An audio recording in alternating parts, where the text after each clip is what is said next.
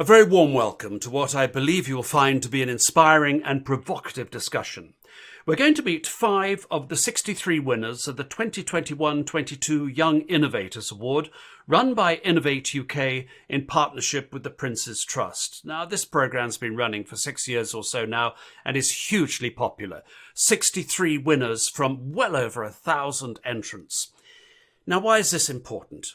In 2020, new findings from Innovate UK showed that half of the young people in the UK think their age is a barrier to business success, with nearly a third lacking the confidence they need to turn their innovative ideas into a reality. 40% had ideas for products and services they think they could sell, and 54% would like to run their own company. But 82% view the business sector as difficult to access, and only 8% would describe themselves as entrepreneurial. Well, as I say, we'll meet the young innovators in a moment, but first I'd like to introduce Emily Knott, Head of Diversity and Inclusion Programmes at Innovate UK. Emily, these statistics speak for themselves as evidence of the desire of young people to express their entrepreneurial and innovative spirits. What else is the programme aimed at achieving? So what we want to do with Young Innovators as a whole is to start to unlock fully the potential that we have for young people to contribute to innovation across the UK. So we want young people from all sorts of different backgrounds to actively start contributing to innovation in a more meaningful way than we have seen in the past. We know that there are barriers to people getting involved in innovation. And for people that have decided to get involved in innovation, we know that there are barriers for them being successful. Gender, ethnic background, whether or not a person is disabled, these things matter, and so does an education background, socioeconomic background, and actually where you live in the UK also has a part to play. So what we want to do is break down those barriers that we see. And we want to create a UK where actually there are no limits to a career in innovation. What do the winners actually receive from Innovate UK? Yeah, so an important part of the Young Innovators programme is our awards. And with our awards, we provide a package of support. So that involves a £5,000 grant, plus a living allowance that provides contribution to living costs for 2 days a week. And then in addition to that, there is some tailored coaching and mentoring and business support that we provide our award winners with. But in addition to that, we see, and we get a lot of feedback on this, that there's a huge added value from actually the group themselves coming together, peer networking, supporting each other, sharing their experiences along the way. And that is equally as important, I think, to the other support that we provide. I don't know if you're going to be able to answer this question or want to answer the question, but what about the young people who entered and who didn't win? Obviously disappointment for them, but does the process of entering the competition actually give them anything tangible that helps them in their own personal journeys? Well, we certainly hope that the process involved in putting together an application itself is, a help in some way to young people. So regardless of whether or not an application is successful, just going through that journey, that application process hopefully has had a positive impact. We provide, and we've worked hard on this actually over the years, to provide a very kind of tailored upfront support for our awards competition process. So we've actually just closed the last competition. So this is the 4th competition for our awards, has just closed. And for the competition, we provided lots of tailored advice sessions for potential applicants to come and learn about different parts of the application process, what we're looking for and how to best deliver on that. So I'm sure that it's not just our applications that these things are important to, but other things that young people will want to apply for, or other kind of things that they'll want to engage with. That learning and that advice hopefully will be very useful to them. Sure, of course the pandemic was a hiatus that we all experienced, and your awards programme was no different. Did you notice anything coming out of the pandemic about the way and the numbers of people applying, and something perhaps about the spirit behind it all? Yeah, in the first year into the pandemic, we certainly saw actually an uplift in terms of application numbers, quite a significant uplift. And I think that was in part due to people's changing circumstances, young people maybe who had stepped out of education, but actually were constrained and confined to do things differently and forced into making different decisions about their futures. I think that maybe took people down a different avenue, and more people potentially started looking at actually setting up a business off the back of their ideas.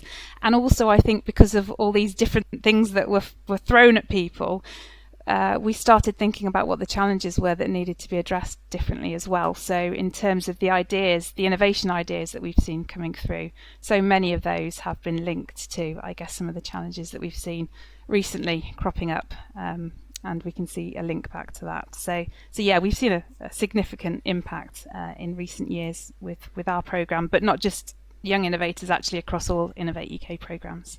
Well, let's meet our Young Innovators, and congratulations to all of you, a tremendous cohort. I want now to let you introduce yourselves in turn, and we'll talk about your products and what led you, inspired you to create them. I wonder if I could first ask Emmanuel to introduce yourself and talk about what you came up with and what, of course, led you to win this Young Innovators Award. Yes, thank you very much, Nick. So hi everyone, my name's Emmanuel, and I'm the founder of a startup called Modomize. And essentially Modomize is set up to optimize, personalize, and customize your desk space. And it's doing this through its first product called Tower. Now, Tower is a modular desk organizer for your desk space, wherever you work from home, work from a co-working space or a traditional office. And it's modular in the sense that you have different components and different items that can store anything on your desk, from pens and pencils, your plants, your phones, headphones, literally anything. If you have a cluttered desk, then Tower is definitely for you to reduce your desk clutter and boost your productivity as well. My product was really born from my A-levels, really. Essentially, we were given a brief where we had to try to tackle a problem that people had but didn't know how to necessarily identify. And it was something that I had myself. I was looking at my desk at home and I was getting really concerned because I had more items on it, but I didn't have a bigger desk to actually store those items. And someone just told me just get a bigger desk, but I couldn't do that because the size of my room wouldn't allow me to. So I looked at trying to more optimize the space that I was already using, already had, and looking at desk organizers, for example, and from scouring the market and checking out different items, products, and reviews. There wasn't really anything that was quite modular to like almost customize it to my own needs. So that's how I started to think about the idea of something that was modular, something that could be customizable by the user. And then lo and behold, it's developed over the past few years. I've also taken it as my final year project at university as well. And so far it's been so good. I've finished my market ready prototype. I've also got a market ready version of the packaging as well. So at the moment, it's just looking about sourcing manufacturers and trying to sort out distribution lines and supply chains at the moment before launching to market. My name is Joanna. I'm one of the co-founders of Lilo Products, and we're developing a portable washing machine that reuses shower water to wash clothes. The inspiration actually came from my time at university. I was in a London university with really small accommodations, and the laundrette facilities were quite far over campus. And so I was getting quite fed up of transporting all my clothes across campus to just kind of be met by broken machines or not very well upkept machines. And it started making me think of ways that we could reuse water to actually incentivize students. We're currently building our final prototype to hopefully pilot with a university, and we've just completed our wash test rig that demonstrated that the product idea actually does wash as well as commercial washing machines, so it's a great step for us. Hello, I'm Beren Kayali. I'm one of the co-founders of Deploy Tech. So we are making the first ever foldable, inflatable, flat-packed concrete storage unit for storing water, and it is coming from the idea that especially for rural sectors, it's really hard to ship, or it's really hard to deploy or put an infrastructure even to carry and all those kind of materials oversight. So keeping that in mind, we decided to come up with this solution to solve actually a logistics problem together with a sustainability problem. It came from our master's program. Actually, me and my co-founder, we are two engineers, and we went to do a project in Kenya in a rural site about waste management, and we saw the way people were living. And it really came from this idea that we wanted to create an impact in the world, and this was a big plan part of it. We have done all of our prototyping, and right now actually we are implementing our own manufacturing line, and I'm really happy and proud to say that even our raw material for our tanks are manufactured in Wales, and we are doing everything from scratch in Wales as well. So right now we are just setting up the manufacturing line, coming up with process sheets, and arranging a couple of different suppliers for the accessories. Yeah. I'm the co-founder of Circular 11, and we're turning low-grade plastic waste into building materials and home products. We're trying to create an end market for film-based and mixed stream plastics because they make up between 50 and 80% of global plastic waste. So we use composite technology and biocomposite technology to layer in natural fibers to make it rot resistant and strong. And we're already operating in the UK, but we're doing a lot of work in India to try and open a facility there in 2023. So we're working with some international charities there to set up a pilot production plant for communities that really need this kind of waste to be valorized, to drive collection schemes. And it came about, my master's is in English, so nothing to do with polymer processing or engineering, and I never thought I would get into this kind of space. But I was working on a waste management project in Nepal just before COVID hit, and you can just see the impact of open burning on the communities you're living with. It's really carcinogenic. Imperial College estimated right after I got back that it accounts for between 2 and 10% of global CO2 emissions. So it was really motivating because I thought I just want to use the UK's R&D specialism, the amount of support that we have in our business ecosystem to try and create a product which can valorize the kind of waste streams that are causing so much damage in communities that need it. So it's been a long journey, but we are past the kind of prototyping stage now. As I said, we're selling into the UK market and still finishing accreditation around some of the building roofing tiles, but exciting. So yeah, I'm Sam. I'm the founder of Riker. We make bags and accessories from recovered ocean waste plastics, as well as aiming to support ocean initiatives through a percentage of our revenue. It was probably 3.5 years ago now when I started, when there was much less of a push on the whole ocean waste and plastic pollution problem. My background is in industrial design, sourcing in the Far East, and that kind of thing. But actually that wasn't really the route I wanted to go down. So I wanted to specialise in soft goods design, which isn't really taught in the UK, which is a big part of my mission as well, which is trying to make it a thing over here. It's very big in the US. Because my mum, it's like paying homage to her, because her background is in pattern cutting, and she was a seamstress, and I've always just grown up tinkering with sewing machines and stuff like that. So it's just combining one problem with something I was really passionate about. So we've successfully mass produced 6 SKUs and are currently shipping into the US and the UK to fulfill to our customers. We launched earlier in the year, but it has been a massive uphill battle dealing with COVID delays. Currently it's a nightmare and a bit of a bidding war actually getting onto a ship. It's a process I've been through before, so I'm sure I'll tackle it, but it's never been this tricky. Well, thank you all very much indeed. That was a fantastic summary of what you're doing, and congrats for getting on the Young Innovators award scheme and for seeing this through. Perhaps you can get some feedback on the programme and how much help it's been to you on your journey. Emmanuel, let's start with you. Yeah, sure, definitely. I'd say the award has definitely almost transitioned my mindset from having almost what I like to call a side hustle to actually transitioning into like a business or a startup. Because I've worked closely with my innovation champion throughout the whole of the award, and just getting their feedback, their opinions, and also their recommendations on, how to actually run your startup. Okay, here's what a cash flow is, here's what a risk assessment is, and just starting to build in those foundation building blocks to make sure that when you're at a stage to get investment, then you're at the prime stage essentially. So yeah, it's just been helped just to almost like mature myself as an entrepreneur, but also mature the business as well. And I think that's been a great benefit of the award so far. Is that a view shared by any of the others? Yeah, if I can hop in there, it was a lifeline for me, because especially if you're in manufacturing, cash flow is a killer, and everyone knows it.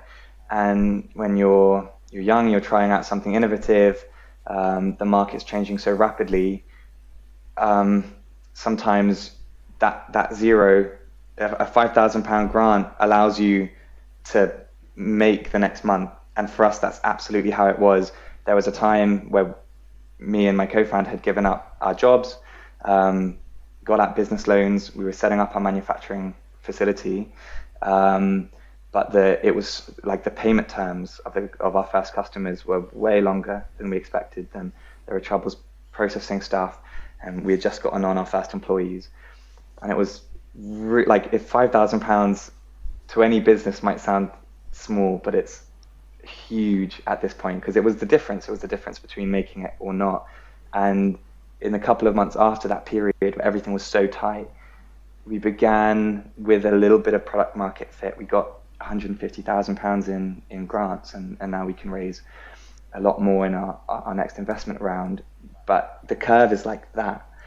The initial 5,000 was everything, and you can only talk about those larger amounts of money because you had that little uplift and that support early on when the idea was super fragile and there weren't that many people backing your idea. So it was crucial. From my side, Ben kind of said, like, with timing and just that moment that it came, like for me, it was just before I was launching product. I'd been through this grueling journey where I'd lost my factory through COVID, had to restart basically 18 months worth of work. That's why it took me so long. And it was just that moment of, okay, someone's believing in me here. And I think I'd come so far in the journey that actually I'd spent so much that the money for me wasn't the big thing. It was just having like a bit of a crutch to lean on, like having someone there, because I don't have a co-founder. I've done this all on my own. So just having that support network to be like, okay, you're getting through this one step at a time. And also I went through a phase where like my projections were way off because of COVID. So for context, I did a travel bag in a pandemic when no one was traveling. But it was about getting to market, and that was the main step. It didn't matter how much money it made or anything like that. It was about taking that initial leap, and then from there pivoting, proving the model, and then assessing what worked and what didn't. So having the support from Innovate and the mentorship to actually discuss what the pitfalls were and what went right and what went wrong, and then now learning from that to go again. I think that's, for me, why it's been so crucial. Because the money, yeah, like I say, you spend so much. The money is fantastic, but it's the bits that go unrecognised. And my innovation champion Abby has been brilliant. So shout out to her. But yeah, I think they're almost the unsung heroes of this award. So I just like to shout out those guys. Baron and Joanna, I imagine you probably feel much the same way, but I just want to talk about that sense that young people feel, a very large number of young people, it was 80% plus, feel marginalised by business, think it's almost impenetrable. Has this process enabled you to sort of make that leap and feel, yes, this is something I can get into? Joanna, why don't you start? It's actually pretty much 100% the case for myself and my co-founder. Both of us went to university to study product design engineering, and the whole time through university you're very much told you're going to graduate and just in a consultancy, get a good consultancy and build other people's products. And it was actually really interesting for us because when the Young Innovators award came through, it gave me an opportunity similar to kind of how Emmanuel mentioned.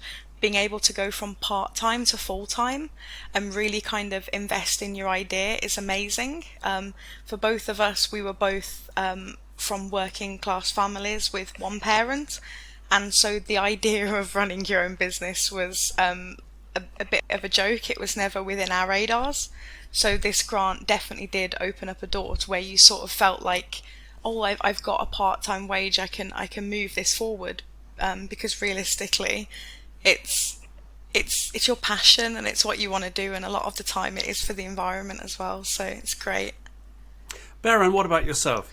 For me, it's a little bit different because I'm coming from another country and I'm trying to open a business or create a business in a country where English is not my mother tongue, or I'm not like as sophisticated as I can in my mother tongue. And I guess that was the biggest barrier for me, that Innovate UK badge just helped me a lot, because the moment you start mentioning I got Young Innovators by Innovate UK, it's such a well-known establishment that everyone respects, that it just gives you the credibility right away. And I guess that was the biggest thing for me that allowed me to overpass that barrier and continue with this journey more than, I don't know, in the post-pandemic, during pandemic environment.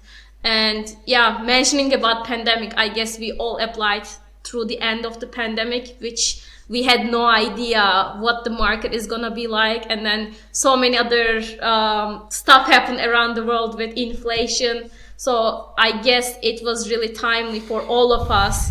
That was like a hand that was just helping us without knowing. And it just helped us in so many different levels.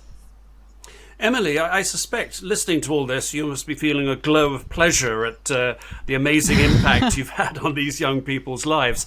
But you must be used to this, because it's clear that this is a program that really does make a difference. Yeah, and we're so proud of the program, but we're incredibly proud of the young people that we are supporting through the program.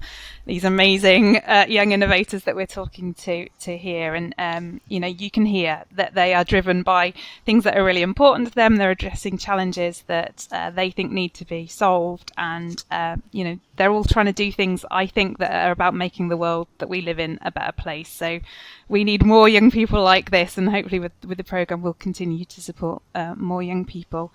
I think with the awards, we hear time and time again about the increased visibility and recognition that comes from the award. The badge, the Innovate UK badge, it does make a difference. It really is a help, and I think that it can very much act as a springboard to success. So it isn't a large grant value. It's £5,000. That isn't a big grant, but actually, if that can de-risk at a very important critical time, allow something to happen, and bring the opportunity of a much larger investment along the way, and open lots and lots of doors, then that's really what we're trying to achieve with the awards. The awards is not the end game. The awards is very much the start. I must say I'm deeply impressed by the social dimension and the global social dimension that so many of you are bringing to your business ideas, to your product ideas. I wonder if you had a chance to stand up, and maybe you have already, stand up in front of a room full of young people. I wonder what you'd say to them about just daring to go for it, because a lot of you have taken some very difficult and expensive leaps in the dark. And of course, as one of you mentioned, the hand of Innovate UK was there to sort of grab you and stop you from falling. But what would you say to young people? I mean, Emmanuel, let's start with you again. Sure. I think for me, it's always about passion and talent, like going hand in hand. So let's say you've got an idea that you're actually super passionate about, or there's a problem in the world that you really, really want to solve. And then also matching that with something that you're also naturally skilled with. I think it gives you almost no excuse not to try, because, it's a perfect formula. And I feel like that's definitely helpful. It's been helpful for me. And is why I'm still, working on Modernize and still working on Tower as well. So if there's something that you're naturally good at, or maybe loads of other people say, you're really good at public speaking, or you're really good at presentations or making things, and then you have a natural passion for doing something or creating something, then why not go for it? Because at the end of the day, what's the worst that can happen? And you just might as well take the luck or the chance on it. Well, Ben, I want to talk to you about the risk you're taking, because you're working in far-flung places, but you're also your product, if you like, locks up waste plastic into buildings, and it's going to lock it up for many, many years ahead. This is an extraordinary idea, and I think it's going to make a big difference to the people out there whose houses are going to eventually be built with your products. This is an inspiration I'm sure you'd like to pass on to other young people. Yeah, thanks, Nick. I think it's really changed everything about how I look at life, and I don't want to sound too dramatic there, but it has, because when the idea first hit, it's a bit like flying cars. Who doesn't think it's a good idea? But can you do it? Is it possible?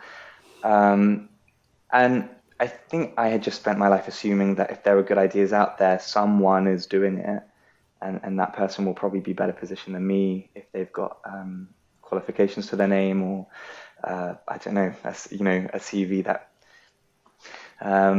will lend itself to what they want to do. But especially after the 2018 International Panel for Climate Change, the report came out, and I just wasn't in the action. I just really felt like I was in the wrong place. I wanted to be a writer, but I was like, the next decade doesn't need a writer this decade. I really want to be in a ring here. And I think it's a really important message that I would just love to be able to pass on to young people, maybe when we're further along in our own journeys, that if you've got a good idea, you're the one to do it. Like, if you have the conviction and the courage and the audacity to believe that you could actually make some change, you need to be super disciplined, and you need to work on yourself and look after yourself a lot, because you're just committing yourself to the world, and you're not going to have the same amount of free time and the same life that your friends might have. But if you're willing to do that, then you're the right person for it. And technically, to investors and to other people, we weren't the right people to do this for the first year. So we had to just do it first. And then when we're pitching, we can say, are we the right team? Well, it doesn't matter, because we've done it. And so if you've got the character for that, and you're passionate, just like Emmanuel said, you're the right person, and whatever ideas you want to serve, yeah, you can bring them to the world. Yeah, I'm really impressed by this sense of purpose. Beren, I mean, your product is going to have a huge impact on people overseas, water storage overseas, and quite possibly here in the UK as well, because after all, we're recording this at a time of drought, and I imagine there are going to be people flocking for your product if you could make enough of them at this moment. But what's this sense of purpose behind your idea, or did you feel it was just a business you'd like to get into? In other words, I'm guessing, was the goal to build a great business, or was it to help the environment and the world? It was definitely to help the environment in the world, but also create a social impact. So one of the things that we saw in Kenya when we were doing the project in Nairobi, it was the second biggest slum of the world and the biggest slum in Africa. And even though NGOs would go there and governments would go there and help them, the native people wouldn't like to accept the infrastructure that is built. So one insight that I learned really early on in my career is that you cannot solve a problem just throwing money at it. So it really needs to be adapted by the local people, and you really need to find a way to modify it to the system. So it's not the right solution. So my co-founder is also coming from a huge heritage of civil engineering. His dad has been volunteering in rural communities in South America, helping them with their water storage needs. And together with this, we decided that we need to, it was just this craving that you feel the butterflies in your stomach, and then you cannot stop thinking about this thing. So it's the similar sense that you know that there is this problem and you can help them. And if you don't help them, it's just bothering you every single day. So it's that kind of sense and that kind of purpose that I think hit both of us at the same time. So we said that, okay, we want to do this. And as you mentioned, it doesn't matter if it's in Africa and Latin America, but in the UK, we're also experiencing record-breaking heat. And we were 2 weeks ago in Royal Valley Show, and it was the heat wave. And we literally didn't know what to do because it was so hot and everyone was just like trying to hide somewhere. And it was happening in the UK, and it was a little bit weird for everyone. So and also together with fire mitigation and everything. So we have this mission from sustainability side because of our material replacing conventional concrete, but also this social impact side, trying to make the problems of today something that people will forget in the future, saying, do you remember that time we had to fight through fire and wildfires, and right now we have the solution that it's so easy to solve? Or remember that time it was such a hassle to get this water storage units, but right now it's super easy, we can use it next day. So I guess that's the drive that keeps me going every single day. Sam, you're also turning waste plastic into products, the luggage that you're creating, the soft goods. Is this just a business opportunity for you, or is there a sustainable angle in it for you as well? Yeah, so actually, touching on where the idea came from previously, something I left out was that I had a business prior to this that was purely a bit of a cash cow that didn't motivate me. Could have made me very rich, but I wasn't happy doing it. I had a bit of a mental health crisis, and I realised that I couldn't carry on doing something I hated. So then it was, okay, let's do something we're going to love. Loved every day of it.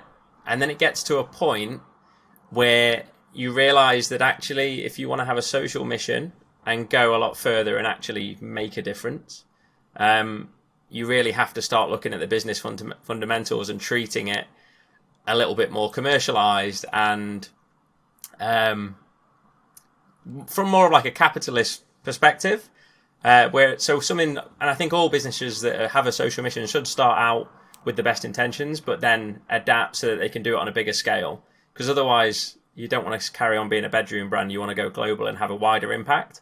So that was kind of the turning point. And that's kind of where I'm at now. It's how do we do this on a bigger scale? So the first product is the most feature-packed product, but actually it's not the most commercially viable, and there's some learnings there. But actually, if we want to have a wider social mission, so I touched on previously, one of the motivations is doing things such as beach cleans and contributing to foundations such as the Surfrider Foundation, which helps to clean up our oceans. And I think this is a step that a lot of businesses have taken with offsetting emissions with planting trees and stuff like that. But I think if you don't get to the root of the problem and actually apply it to the products that you're making and turning it into something such as Ben's doing, I think then it's more of just from a business perspective. So it's about merging the two and meshing them together. But just to your previous point about what would you say to other people? One of the things for me is that I think life's too short. And this goes back to that previous business. What's the point in doing something you don't love? And our slogan is actually life won't wait, because it won't. And I think for anyone that has an idea, even if it's the most outlandish thing, I think so long as you apply yourself 100%, you only have to have a very, very little amount of knowledge about the subject. But if you throw yourself 100% in, you'll come out of the other side. And I think that's exactly what I did. And if I look back to 3-4 years ago where I was, I wouldn't have believed that the amount of progress that I'd have made to where I am now. And I think that's something that people need to realise and just believe in themselves a little bit. Because I related to what Sam said a lot. So a month ago, I saw one of a group, my friends from high school, they went on holiday, they went on vacation together, and they posted a really beautiful photo from their vacation saying, these are the days that we live for. And it made me really think about myself as a reflection, because the days that I'm living for is literally when I feel like, okay, I have a purpose in life and I need to wake up and, continue doing this, because otherwise it's impossible. It's really stressful. It's everything. As Ben mentioned, you need to be super self-disciplined, because if you don't do it, nobody else will do it for you. It's your business at the end of the day.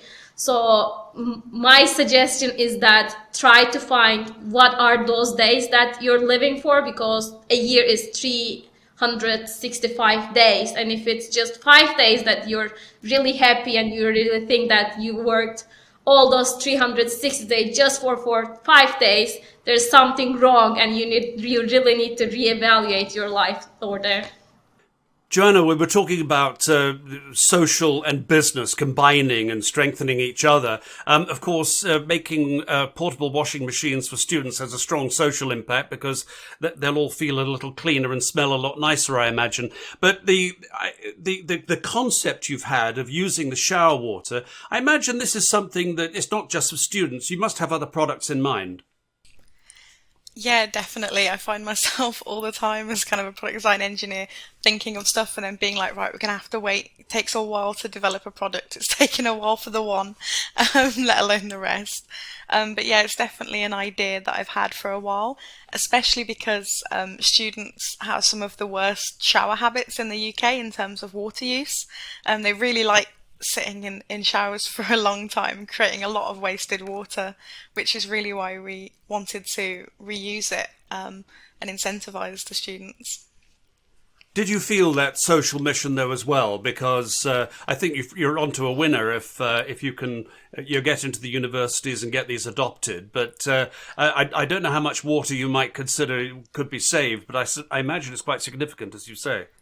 Yeah, definitely. I mean, for us, the big social mission also came from the facts, and I think quite a few of the other young innovators have touched on it here, that at the moment there's a lot of people in power, or people with money, that can't connect or relate to the majority of people or problems. And so it's all well and good them kind of having the money and the power to try and do something, but them knowing that it exists or truly understanding is another step, which is why it's like when we personally faced it, when myself and my co-founder faced it, and we were washing, our underwear in the bathroom sink, or desperately trying to take washes, especially because there were massive amounts of students that took bags of washing home to put on their parents, which is great, but I wasn't in a position to do that. I'm not close to my family, and so it really then started hitting me kind of how much of a social dilemma this was for people from different countries, or people who couldn't afford to travel home all the time. And there was definitely a moment where you kind of said, look, this is a problem that's not being solved by the current system, for both the social aspect and the environmental aspect. A normal front load washing machine uses 64 litres per cycle, which is massive, which is such a waste in water. And when you think of it, of students having really long showers and this massive waste of water in laundry, it's hard not to kind of pop the two together and try and create something there. Emily, a final thought from you, if I may. Which other groups does Innovate UK help like this? And to what extent do you think the support really adds to the dynamism of the UK economy? So we've talked today about our Young Innovators programme, which is tackling a specific group, young people, 18 to 30-year-olds from diverse backgrounds. We've also got a very successful Women in Innovation programme. And through all of our programmes, we're promoting inclusion and making our competitions more accessible to a diverse pool of talent. However, the evidence shows and our data shows that we aren't reaching as many people as we could be. We know that some groups are still underrepresented. We're overlooking some groups still in terms of our support. And going forwards, what we will be doing is building on the models that we have for women in innovation and young innovators and extending those so that we can reach more people from all sorts of different backgrounds. There's a huge untapped talent out there for innovation, and we need to work harder to find and access that talent and put in place the support that is right so that talent can be successful and do what we need in terms of the UK for our economy and our society and contribute in the best way that it can. Emily, thanks very much. And there we must leave it. Thank you all very much indeed. And all the very best of luck for the future. Your stories make us all feel significantly more optimistic about what lies ahead. Our thanks to Innovate UK for arranging this, and my thanks to you for watching. For Manufacturing TV, I'm Nick Peters.